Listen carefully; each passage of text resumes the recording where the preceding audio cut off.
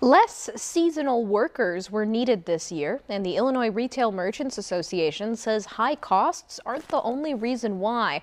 A survey by the National Retail Federation shows less hires were expected this year than last year, and that would actually be the lowest level of seasonal hiring in 15 years.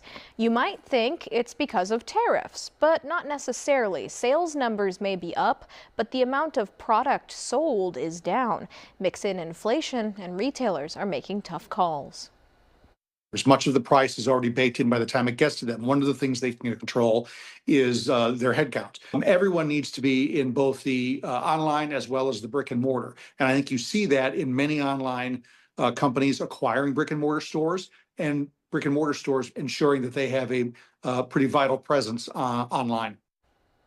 Now, he says this holiday season is proof because many shoppers were both on their phones and in stores. He did note that permanent hiring is keeping steady and that retail is still the largest employer in the state of Illinois.